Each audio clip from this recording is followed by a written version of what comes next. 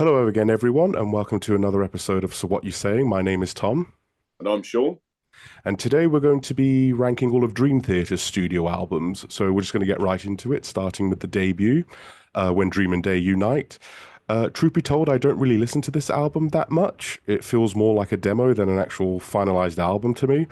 This is also the only album to feature Charlie Dominici on vocals, who, although I think he's a very talented singer, his vocal style doesn't really suit Dream Theater's music. They were looking for Bruce Dickinson, and his vocal style was more Billy Joel, if you will. Yeah. Uh, Songs I really enjoy on this album are Fortune in Lies, great way to open the album. The instrumental Yetse Jam, I love Afterlife. I really, in particularly, like the twin guitar slash keyboard lead in that song. And I love the closer to the album, Only a Matter of Time. The way that song ends is amazing. That nice melody Kevin Moore plays on the keyboard. Outside of those four songs, the rest, in my opinion, are largely forgettable. Also, I know it's their first album, but I think the production sucks. I don't think it's a very well produced album at all. Yeah. Believe it or not, this album was mixed by Terry Date, who went on to go and produce Pantera's album. So Oh, really? he went on to bigger and better things Yeah. after this album. Improved. 1 second, just need to make that change. There we go. Overall, considering what this band would go on to do, I would probably put this album in the bad category. It's not one I go back and listen to that often. This was one of the albums that I went back and sort of listened to as homework, as it were, just because I've rarely listened to this album myself.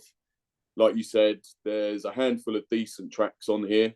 Afterlife is probably one of my favourite Dream Theater songs, I would say, but I definitely prefer the version that they did on Score with James LeBrie on vocals. I don't mind Dominici's vocal style on this. I think he's a bit hit and miss on the album, just doesn't quite fit. Killing Hand, I think, was actually a surprise banger for me. I completely forgot about that song until going back and listening to it.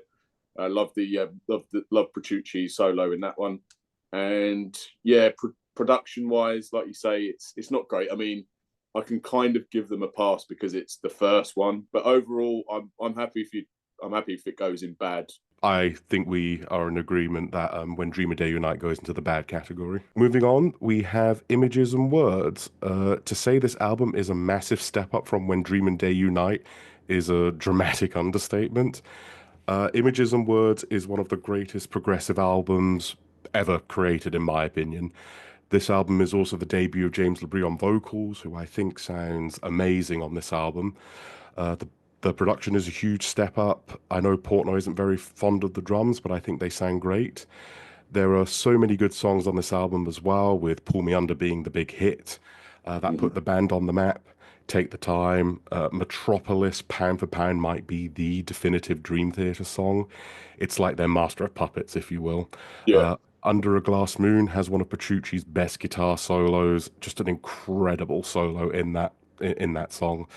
And the album ends with one of my favorite Dream Theater songs of all time, that being Learning to Live. If I had to nitpick, even though Another Day, Surrounded, and Wait for Sleep are good songs, compared to the longer progressive songs, they're easily the weakest in my opinion. All that being said, Images and Words is a masterpiece, and it is my second favorite Dream Theater album. nice. Yeah, I find it very hard to disagree with you on that one, mate. It is definitely a masterpiece. When I was first getting into Dream Theater, the first couple of songs that I'd ever listened of theirs, one was from an album that's going to come later, and the other one was Metropolis. And the first thing I thought was, what the hell is this? In the best way possible. Because up until this point, I hadn't really sort of delved into progressive metal that much. Mhm. But I remember you was recommending it to me because you're saying, look, if you imagine Metallica with Pink Floyd, and I was like, Mhm. how the hell does that work? But somehow it did. And the more I listened to it, I was like, oh, actually, yeah, this is actually really good stuff. You know, when you compare it to what you like you said before with the first album, it's a massive step up, not only in production but in songwriting as well. This is by far the sort of the blueprint or the this is the benchmark for progressive albums to follow. That's me saying that as kind of just getting into it at the time when I was listening to it, but also now. Pull Me Under, their only number one hit, technically, but I think that's a great song. Never get bored listening to it. It's got a nice chunky riff. Take the Time kind of reminds me a little bit of of Queen in certain Mm. aspects of that song, especially Hmm. towards the end, like after the sort of like the solo keyboard dual attack and Learning to Live. What a closer! Amazing Mm. closer. John Mayong's probably is a magnum opus. I think he's got some great songs to follow, but none of them really compare to this one. I don't think so. Yeah, I'm happy to put that in masterpiece, mate. Totally agree with you. Straight into masterpiece. Moving on from Images and Words, we have Awake. After listening to Images and Words and a few albums later on, I didn't really listen to Dream Theater's discography in chronological order. Sort of mixed and match, went back a bit, and then I heard The Mirror, and I was like, "Oh, this is heavy." I'm like, "Okay, all right, let's keep going with this." I don't know. I think I actually prefer James's vocals on this album than I do with Images and Words. It just has a nice kind of heavier rasp to it that Mm. was kind of lacking in the previous. If I was going to have to nitpick Images and Words, I would say if he had that kind of vocal style to it, I think it would have been even better. But I mean, it's a masterpiece, so go figure. Yeah, I think it's got probably my favourite John Petrucci guitar solo of all time in it with Voices. I just think that is an incredible song from start to finish, and it has so many layers to it without feeling too long. So yeah, that's a great song. I like the sort of the three, sort of like a 3-song story that they tell sort of halfway through the albums. Mind Beside Itself, I believe it is. Yeah, I think that's what it's called. Erotomania, Voices, and The Silent Man. I think those sort of chunk of songs together work so incredibly well, and they're really varied as well. After you've got like the insanity of the instrumental that is Erotomania, then you go into Voices, which is this just like massive epic journey, and then you have The Silent Man, which is all acoustic. Like it just sort of throws you off, but in a good way, you know. And then The Mirror and Lie, which kind of go into each other as well. It's like this album kind of has like 3 or 4 parts to it without being a concept album, if that makes sense. Yeah. I think it feels very different, but it still has like one good tone throughout it. I wouldn't say it's better than Images and Words, but it's still a masterpiece in its own way. If I had one nitpick, I would say I don't really like Space Divest. I'm sorry, I know that's like a kind of a hidden gem amongst people, like a cult classic, but I'm not really a fan of that. But every other song on this album I think is awesome. So I'm happy. I would personally put it in masterpiece myself. This is a bit of a weird one for me. If you would have asked me around 5 years ago, I would have put this album in masterpiece. Okay. However, after giving it a few recent listens, I sort of realize I only enjoyed the first 2/3 of this album. Fair enough. After the Mirror, which is a great song, the album doesn't really stick the landing for me. I enjoy, if not love, the remainder of the album.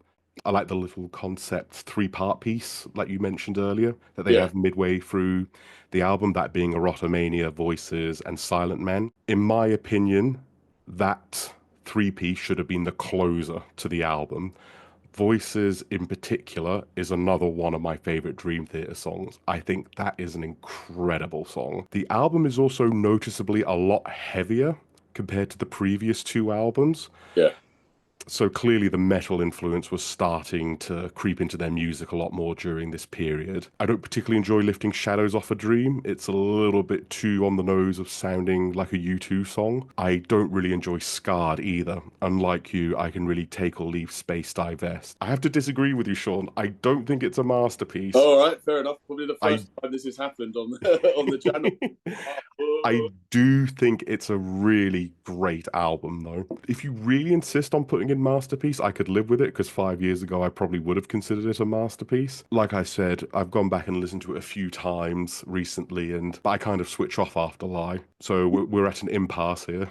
No, I'm happy for it to go in great. Like I can understand what you mean with like the last kind of third not being as strong as the previous first 2/3. That makes sense. Not gonna like be a stubborn git and say no, it's got to go, masterpiece.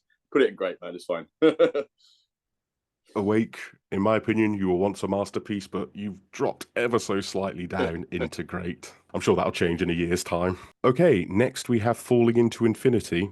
This may shock you, Sean, but I enjoy this album quite a lot. No, it doesn't really shock me, to be fair. I quite like it too. I mean, I get why people don't like it. There are a lot of bad songs on this album. Yeah. At the same time, in my opinion, it has some of Dream Theater's best work.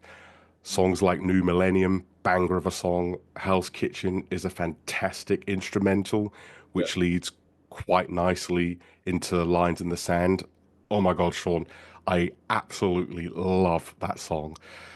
Definitely in my top five Dream Theater songs of all time. And I think Trial of Tears is a very solid way to end the album as well.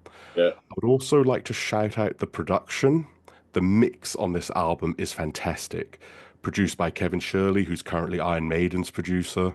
So yeah, he just does a phenomenal job with the sound and production. Don't get me wrong, there are some clangers on this album though. Songs like You Not Me, Take Away My Pain, and Anna Lee, so I'm not a total apologist for it. I think it's a crime that Raise the Knife was left on the cutting room floor as well. Yeah. Definitely not a bad album, so I would probably sit it in average. I Oh think, my God, how could I forget to mention Peruvian Skies? well, That there you is an go. amazing song. It's so good. I remember listening to it for the first time on their Once in a Lifetime Yeah. live album, and I was like, because I hadn't listened to this album before. I'd listened to that one again because the order I listened to them was all jumbled up, as I already said. I didn't even know it was on this album when I first heard it, the live version. I was like, what album is this on? And then obviously did the research, went back, and was like, oh, it's in Falling into Infinity, the album that like most people absolutely crap on. So I was like, okay. And then that from there, I then went and listened to it all the way through. And yeah, Lines in the Sand, as you said, is it's a close one for me for being again another one of Petrucci's greatest guitar solos. That whole song is amazing. Trial of Tears, really strong closer, another one of Young's sort of rare gems because he doesn't really write a hell of a lot of songs for Dream Theater, but compared to Learning to Live, it's kind of got a similar structure to it. I wouldn't say it's quite as good, but it's still decent. I really like it as a closer. It's perfectly fine to put in average. I think Burning My Soul is a nice heavy banger as well. Yeah, I feel like people are way too quick to dismiss this album. Don't get me wrong, it's not a masterpiece, but No, it's definitely not a, I don't think it's a bad album at all. I think we can agree to sit it in average yeah, because it is a very middling Dream Theater album. Half of it's great, half of it's terrible. yeah, it's very much like there's heaviness there, but there's also like weird pop rock crap in there as well. So, but again, I think Portnoy was really not in favour of that. But No, not at all. He's not, well, I don't know if he hates it, but he's not a fan of it. Let's put it no, that way. wrote a few songs which kind of I think was it Just Let Me Breathe. I think was one of the songs. Yeah, yeah. That was his sort of Venting his frustrations with the yeah, situation that they were in. exactly. So yeah, yeah, average is fine. Moving on, we have Scenes from a Memory. Yeah, I'm just going to stick that up there. Straight up, Yeah, straight yeah. up. I'll just cut to the chase. This is my favorite Dream Theater album. It is also the first Dream Theater album I ever listened to. This album also includes the first Dream Theater song I ever heard as well, that being Fatal Tragedy. Oh wow, But it's more than just nostalgia. It's a phenomenal piece of work they produced. It's basically one massive song cut into different parts. yeah, Every song transitions into each other. It's also a concept album. Like we said before, I'm a bit of a sucker for a concept album. mm-hmm. I think all the songs are fantastic, so I'm not going to list any of them in particular. I just think they're all great. I would just recommend to anyone who is interested in giving this album a listen to, you must listen to it in its entirety. It demands your full attention from start to finish. Yeah, I will say this as well, bringing Jordan Rudess into the band was one of the best decisions they ever made, if not the best decision. You can really notice it in the songwriting and in the technical ability department. To compare it to another prog band, if Images and Words was their 2112, Scenes from a Memory is their Moving Pictures. It's that good. It's a masterpiece. there's not much more that can be said about waxing lyrical about just how good this album is. I find it interesting how the original concept for this album was actually supposed to be on Falling into Infinity, but it was Mm, long, so they figured, right, rather than just making it a song, let's just make it a whole bloody album. yeah, So yeah. that's what they did, and I really appreciate the fact that obviously it's a concept album, but it technically kind of is a sequel to Metropolis, the song from Images and Words, and there's Yeah. definitely beefs all the way through this album. One of the best concept albums I've ever listened to. I think the only one that I would say is that I enjoyed just as much is Seventh Son of a Seventh Son by Iron Maiden, but this is Hmm. very close to it for me. They recently released the book adaptation, and I've got it over there because I'm Oh, a fan. really? Yeah, yeah. And I'll have to lend that off you. yeah, no, for sure. Because I'm just so fascinated with the story. Because it took me a few listens because I knew the kind of the basic story, but there's so much more that you pick up on multiple listens. Storytelling from present day and then going back to 1918 or 1928, excuse me, is I thought was a genius move. Fatal Tragedy. The fact that was the first Dream Theater song you listened to, it's just amazing. My mind was blown away. What a way to get introduced to them. My God. I didn't realize people could play like that. Yeah, exactly. You can't really put this any lower than Masterpiece, not only for the fact that it's a great album, but the story that was told, the instrumentation, and the fact that it's still iterations of it they still play to this day. Like in their latest tour, they're opening with Metropolis, and then they go straight into Overture and Strange Deja Vu. So it's obviously still a massive album for them, and the spirit carries on as well, which I can't really listen to anymore. It's just a bit too sad for me now, but with certain things that have happened. But I can understand why, and the fact that they played that recently on the day that Mike Portnoy's sister passed away. They still managed to get through that song. My God, I know that was. So that song is also the very last song Mike Mangini played with them live. Oh, was it? I actually looked it up. This was the last song he played with them live. Wow. Yeah, I mean, there's enough said then, really. Do you know what I mean? So yeah, I never ever get bored of this album. Masterpiece, favorite Dream Theater album for me as well. Moving on, we have the follow-up to Seen Summer Memory, that being the double disc 6 Degrees of Inner Turbulence. Yeah, just when you think they're going to rein it in a bit, they go even more nuts. So this album has the song, one of the two songs that I mentioned earlier that got me into Dream Theater in the first place. The first one was Metropolis, Part 1, and the second one was The Glass Prison. In fact, The Glass Prison was the first song that I ever listened to of Dream Theater. And straight away, I was like, yep, this band is for me. It's just an incredible smash your face in kind of song, but it's got so many little nuances with not only the guitars, but Jordan Rudess on the keyboards. They're definitely not holding back with this one. Wouldn't quite put it in Masterpiece, but for me, it's definitely a great album. I think they were sort of trying to follow on the epicness that was Metropolis Part 2. Okay, right, we've done a whole concept album. What do we do now? Oh, we'll just do one album and then we'll do another album on the same album. But this time it's talking about the different facets of mental health and mental illness and stuff like that. So in a way, it kind of is a concept album, but not really, because it's not a story, if you know what I mean. So, so even just the normal album, I guess, for want of a better term, The Glass Prison also being the first stage of Mike Portnoy's 12-step suite when it comes to talking about his addictions and stuff, which carries on for the next few albums, which I think is quite a nice touch. Blind Faith, good, solid, sort of mid-pace banger on that one. The Great Debate, I think, it's misunderstood, isn't it? Where they played a guitar solo forwards and backwards, I believe. Something like that. Yeah. But yeah, The Great Debate's got a really, really hard-hitting riff at the beginning, but then it's got different, it sounds like sound bites that are coming in. That was when the whole debate around stem cell research. Exactly. So it was all over the news. Yeah, it was 2002, 2003, wasn't it? So that was the big thing. And then you think, okay, let's see what they got next. And then the second part of the double disc album comes into play. And yeah, I mean, there's a few songs that are hit and miss for me on this album. I would say on the second disc, War Inside My Head, I think that's great. The Test That Stumped Them All, massive, fast, face-melting song. I think that's great. And then, don't know, Solitary Cell kind of is a bit poppy for my liking, personally. Very Peter Gabriel, that song. Yeah, which is, if that's your thing, then that's your thing, you know what I mean? But I just think after it's followed with The Test That Stumped Them All, and so it just kind of feels a little bit jarring to me. But yeah, overall, I think this is a great album. And it was technically the album that got me into them in the first place. So yeah, I'd put it in great, personally. Yeah, I usually don't enjoy double disc albums. I find they demand too much from the listener sometimes, and it leaves a band vulnerable to release more filler than needed. However, there are some exceptions, and this album is one of them.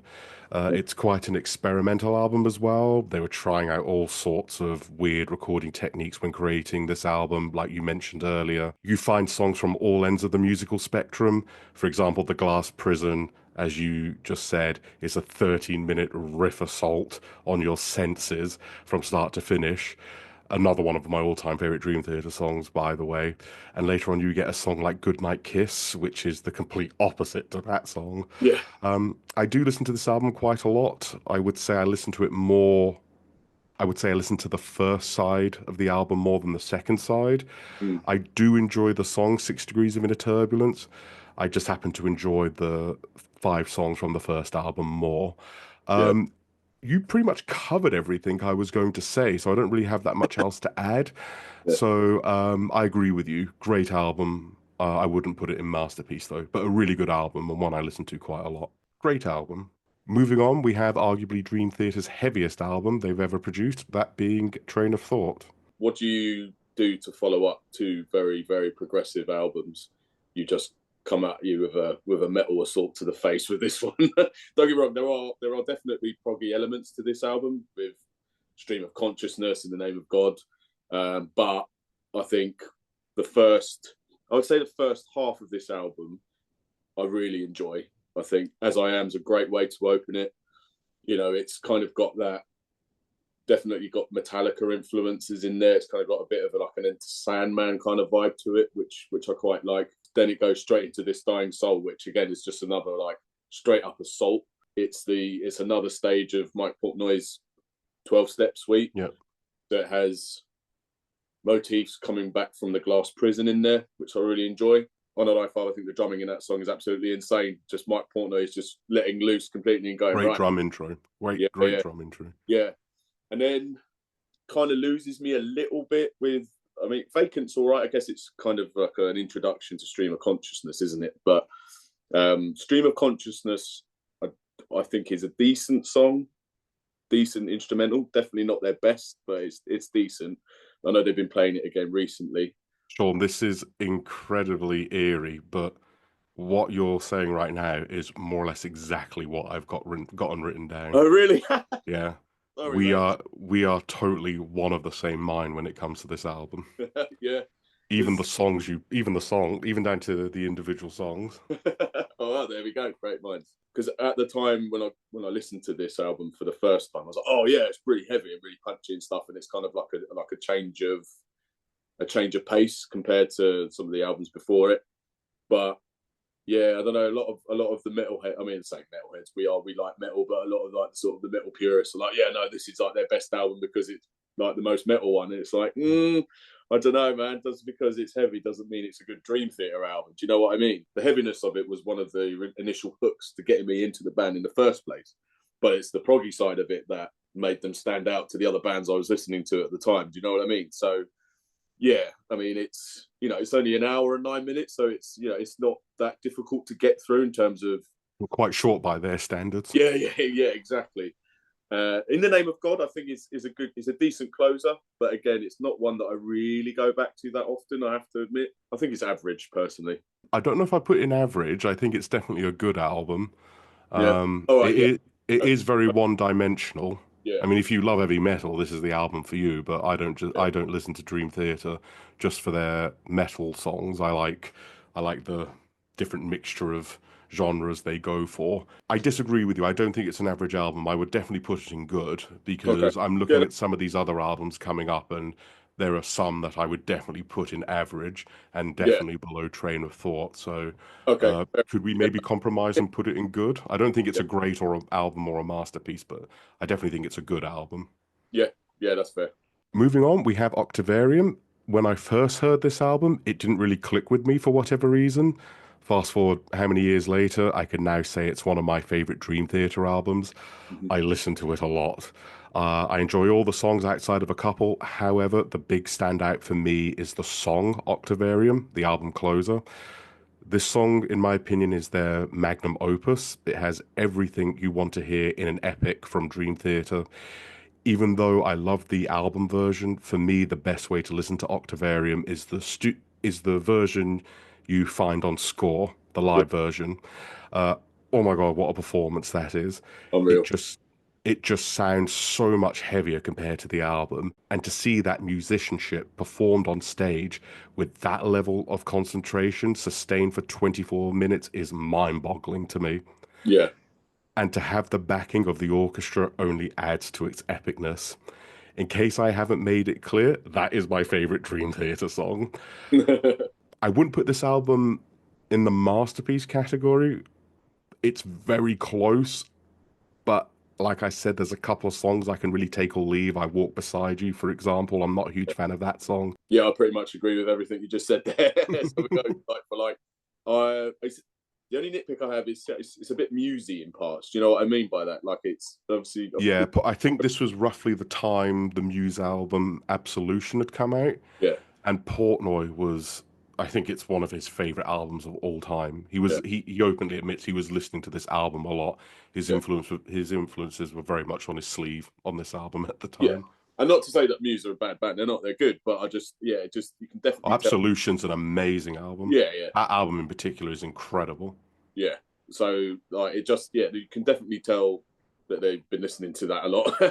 So that's fair enough. But yeah, I like again strong opener with The Root of All Evil, especially when they open with that on Score. Again, I know we keep talking about Score, but honestly, if this was if Score was in the mix here, I'd put that on Masterpiece for sure because so many great performances on that album. Panic Attack, one of my all-time favorite Dream Theater songs. Oh, great song. Just again, well, I know we were talking about Heaviness before, but if anything, that's probably one of the heaviest songs that they've done in a long time Easily. at this point. The song Octavarium is just it's the ideas within it, like it goes back to like the foundation of music with like the root up to octave, but also it's got hints of all the songs that have come up until that point, and it's the eighth song of the album. You know what I mean? So it's just got a load of great little Easter eggs and layers to it. And towards the end, where I think Portnoy wrote that about all his like influences in one song with the Lucy in the Sky with Diamonds and all that kind of stuff. This album's quite a progressive album in a sense. Like Yeah, they really took a lot of influence. Obviously, they had Muse and whatnot, but they were they were listening to bands like early Genesis, yeah, King Crimson, yeah, Rush. So this really is a shout out to their progressive heroes, if you will. I know Jordan Rudess in particular really likes this album because there's like, you know, Emerson, Lake and Palmer influences all over it as well, and he's a huge ELP fan. Again, it's not one that I go back to a lot, but when I do listen to it, I really enjoy it. So I'm happy to put that in great as well. Great. Moving on, we have Systematic Chaos. Mm. I first listened to this album just as I was really starting to discover Dream Theater, so I have a lot of nostalgia towards it. I remember the album being quite a big deal when it came out as well.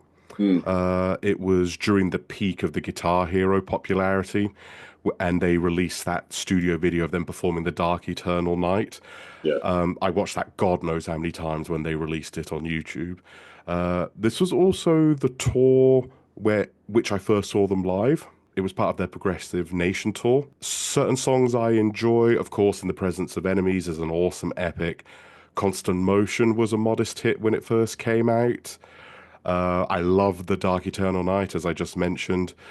I also quite like how they mixed up the 12-step suite and with this album and make Repentance more of a ballad as opposed to another very heavy song. yeah, The only real duds on this album for me are Prophets of War and The Ministry of Lost Souls. I was drifting towards good, but considering I've just reminded myself of a few of the songs that I enjoy and the timing of its release. I mean, I listened to this album a lot when it first came out, and it was probably the peak of my Dream Theater fandom.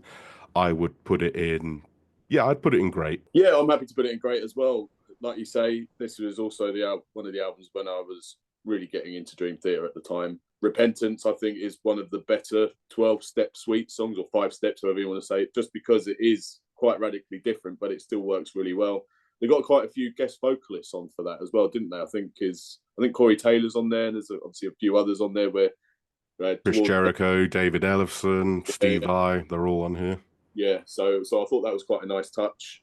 In the Presence of Enemies, both parts I think are absolutely great. I know they wanted to put that on there as one whole song, but then they thought, well, we've just had Octavarium close the album, so I think we'll split that. And we're not going to open the album with a 30-minute song. Yeah, exactly. Even for their standards, that would be too much. So yeah, I think, because I know they play those two together live, though, don't they? So yeah, that's funny enough. When I first heard Forsaken, I thought it was an Evanescence song, just because James's vocals just sounded really like Amy Lee at the time. I thought, for some reason.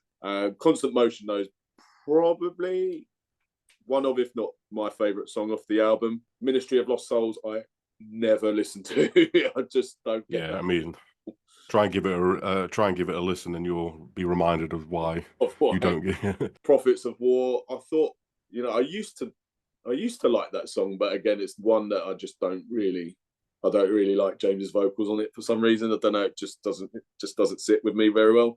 Dark Eternal Night is one of the heaviest songs I think they've ever written, and it's great. I think Petrucci's playing 7 or 8 string on that one, isn't he? So you can 7 string. So yeah, that's really good, and it's definitely got the outros, proper groovy banger, man. It's kind of got very much Pantera vibes to it, which I really like.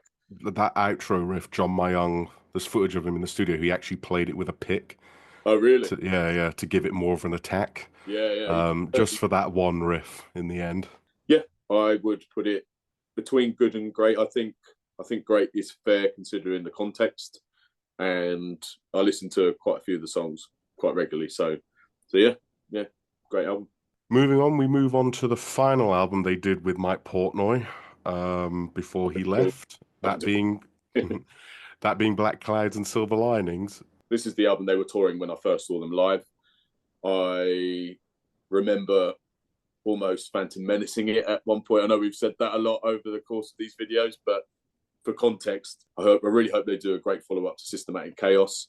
And when they open with Nightmare to Remember, it is, again, some of the heaviest stuff that they've written. You've got that sort of haunting choir almost at the beginning, and it's the stories of the rain and thunder. Yeah, and you've got the lyrics written by Petrucci about like he was in a car accident, and there's a bit where Mike Portnoy kind of growls at one point. It kind of goes a bit death metal-y. I'm like, okay, and then yeah, man, he gets torn to shreds for that to this day. Yeah, I know. I don't mind that section. I don't like it at all. Sorry, Mike, if you're watching. That was terrible. I quite enjoy Rite of Passage. I like the dual keyboard guitar solo attack. I think that's decent, but it kind of falls off after that for me. Wither, it's probably their most watched. I think it's one of if not their most watched song on YouTube. That is crazy to me. It's got like 100. That is their most watched song. It's up there, man. It's properly like, because I remember just going through some of the songs and it was like, wow, this has got a shitload of traction on it. And I'm like, okay, didn't really do anything for me. The Shattered Fortress for me is probably the worst song of the 12-step suite, in my opinion, because it's basically just a highlight reel of all the other songs. It's got a bit of a weird kind of Pirates of the Caribbean kind of riff in there midway. I know what you mean. Which kind of just makes me chuckle, but it is like riff soup, though. You are right. It's like, let's just chuck all the riffs together. Yeah, it's literally like, okay, the Shattered Fortress. Oh, the glass prison. So you break through the glass prison. Well done. So yeah, don't really like that. The Best of Times got a nice solo in there. It's all about Portnoy's father, I believe, and his relationship with him before he passed away, sort of thing. So that's got like a soft spot for Portnoy, but it's okay. And then you've got the Count of Tuscany, which, I'll go through phases with that song. When it first came out, it nearly brought me to tears. That kind of the effect that Petrucci has on that solo, and James's vocals are very sort of somber towards the end of it. The beginning, I'll say the first half of that song is really quite heavy, and it's kind of got almost like a sort of like a Megadeth-y kind of riff to it. But it's not something that I've gone back to recently. I would put it in average because I prefer Systematic Chaos, and I actually prefer Train of Thought as well. So that's just me, though. I don't. Again, it's one that I listened to it a lot when it first came out, but last few years I've just soured on it a little bit. So that's me. I put it in average personally. Sean, once again, this is incredibly eerie. I have literally nothing to add. I've You just have stolen all said the notes, by the way. Yeah. you have literally said everything I was going to say. Like you, I loved this album when it first came out. I've soured on it quite a great deal. The only two songs I really go back and listen to are A Nightmare to Remember and Rite of Passage. I Yeah. don't like Wither at all. I think the Shattered Fortress is the weakest part of the 12-step suite. The Best of Times has a lot of sentimental value to Mike Portnoy, and I don't think it's a bad song, but I don't really go back and listen to it. I think the guitar solo is really good, though, I will say that.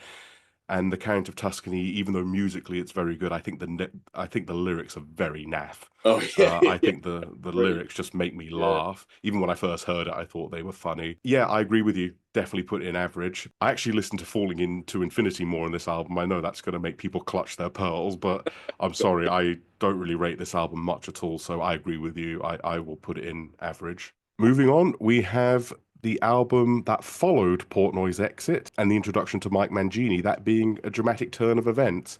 There was a big sort of furor, as it were, when Portnoy left, and it was, quite a worrying time for Dream Theater fans at the time because they were like, "Oh man, it's just not going to be the same without Portnoy." He's sort of like the heart and soul of the band, and to an extent that's true. But they were in a position where they wanted to keep playing music and carrying on making albums, and part of me was a little bit apprehensive at first before this album came out. I needn't have been because I really, really enjoy this album quite a lot. On the Backs of Angels, when they released that single, we're in good hands with this album, I think.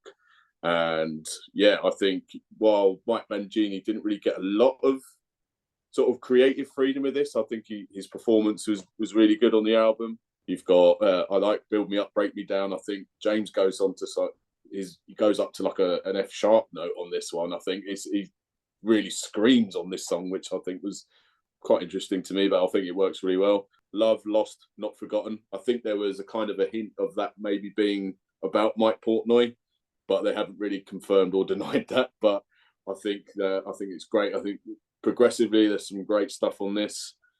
I think Breaking All Illusions is one of John Mayung's best songs. His bass just really sort of sings in that song, I think. Yeah, I go back to it quite a lot. I think strong opener, strong closer, great stuff in between. Some of their best sort of progressiveness in this album. I personally would put it in great, but I'll leave it over to you.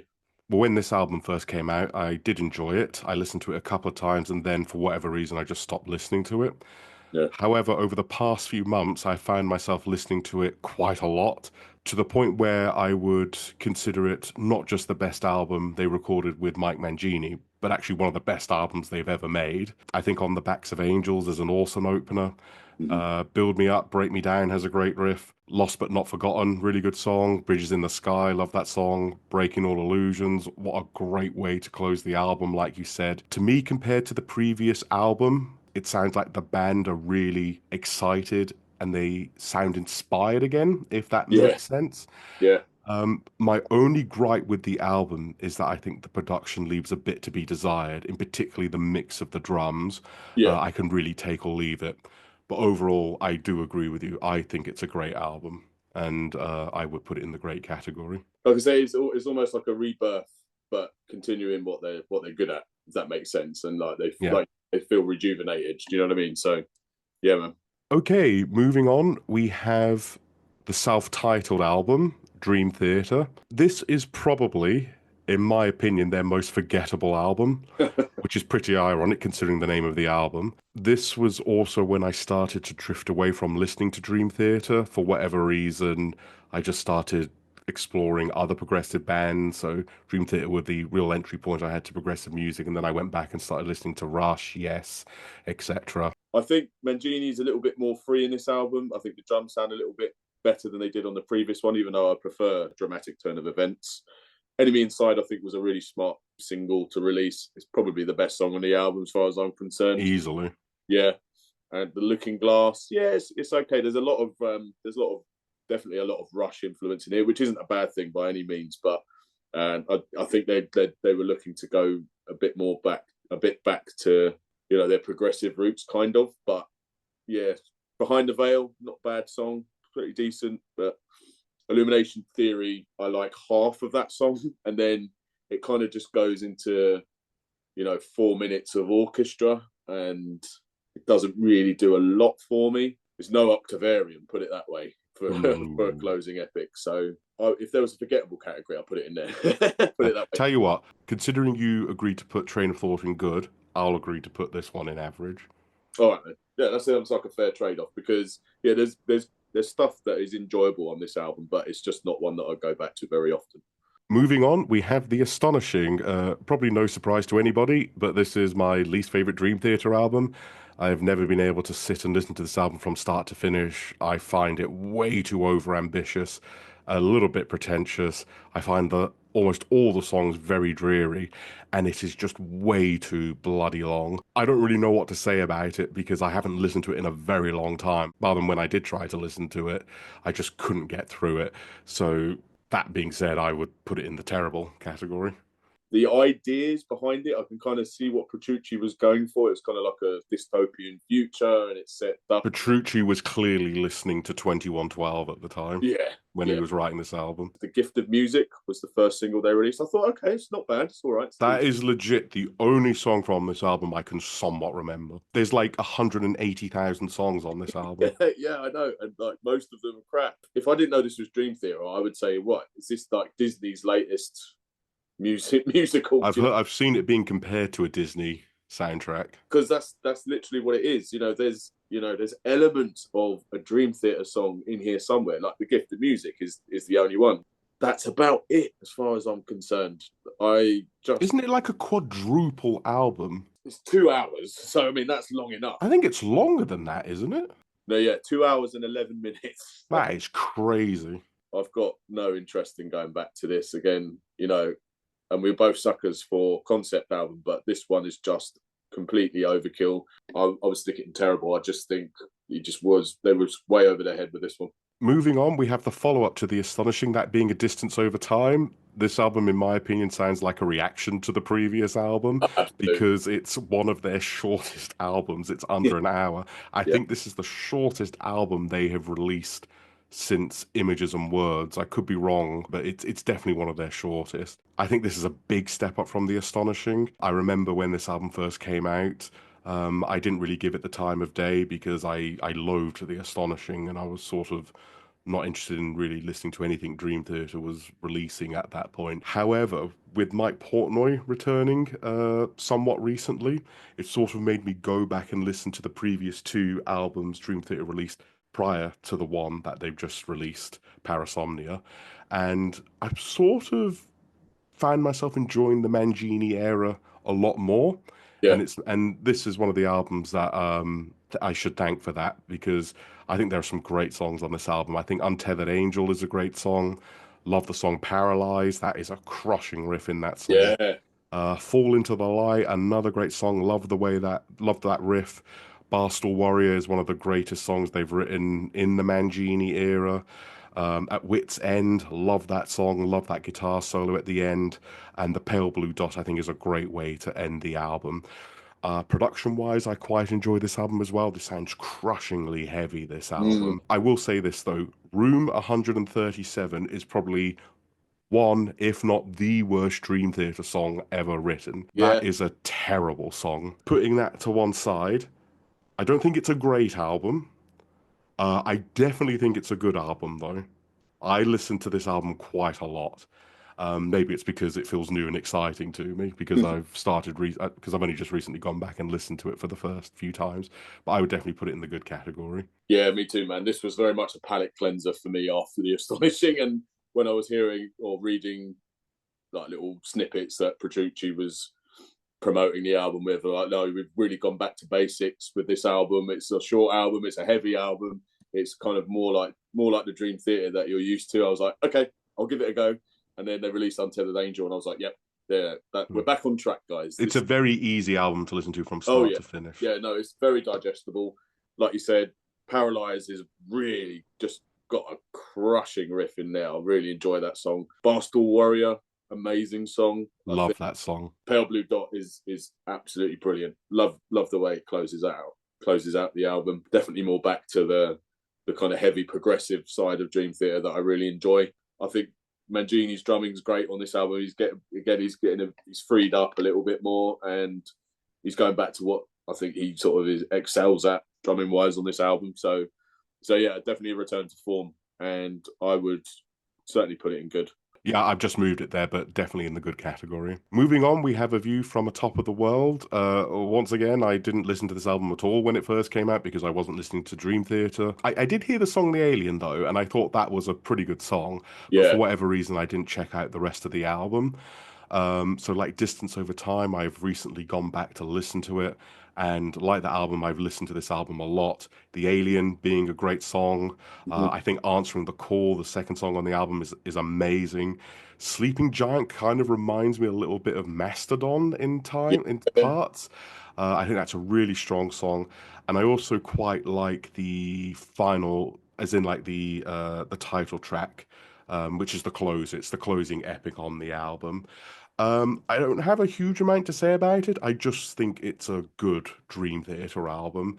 I can stick it on, listen to it from start to finish, and go, "Yep, I really enjoyed that," and I will more than likely listen to it again. So, by that, I would put it in the good category. Kind of see this album as an extension of Distance Over Time, but they've brought back the 20-minute epic at the end because they were like, we haven't done that in a while, so at least let's do that. The Alien being one of them, which is funny enough, their only ever Grammy win.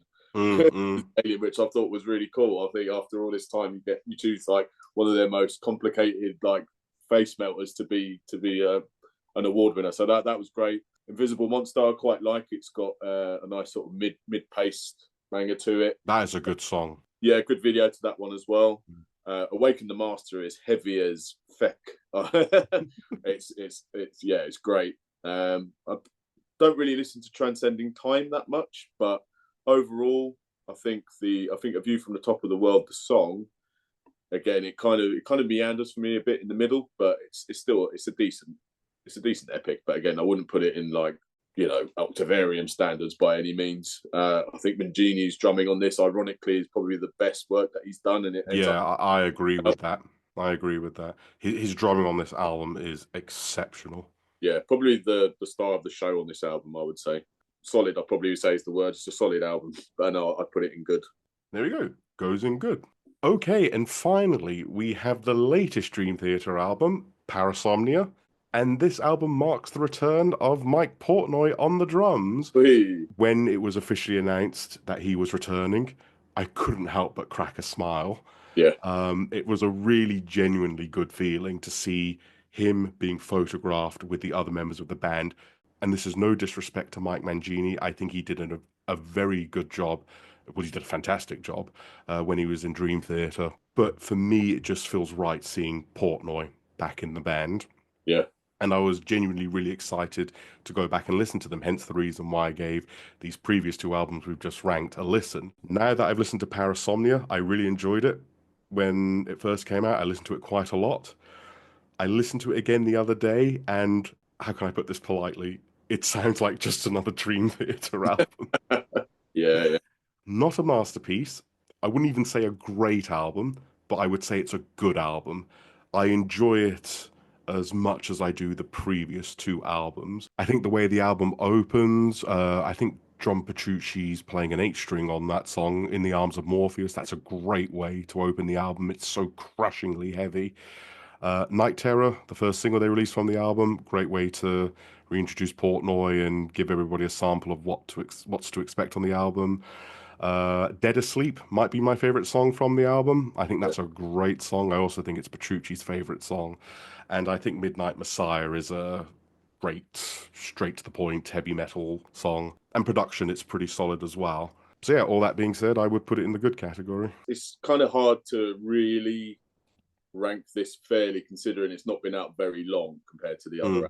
But having said that, I share your sentiment completely about Portnoy being back in the band. And when they released Night Terror as the first single, I thought, oh, wow, they're really going for it with a 10-minute song as a single. But again, it's like, it wouldn't be, Dream Theater and Mike Portnoy any other way, really, would it?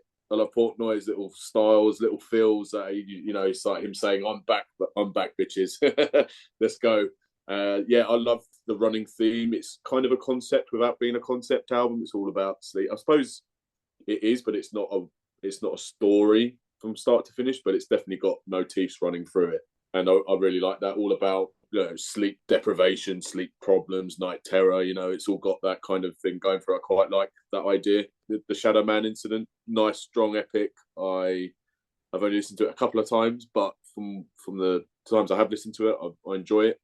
And yeah, Dead Asleep probably is my favourite song from the album. It's just got the sort of the idea of the narrator has killed his wife while he's asleep. Do you know what I mean? I think that's pretty dark for Dream Theater standards. So yeah, and I think the riffage in that is pretty heavy. I think it's a solid return for Portnoy, and I'd say it's a good album. I'd put it in good.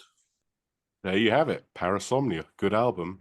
Okay, and there's rankings list for the Dream Theater studio albums. Do you agree with our picks? Probably not. But if you don't, do let us know down in the comments section and leave your own ranking. We're always interested to hear what other people have to say. If you enjoyed this video, please like and subscribe.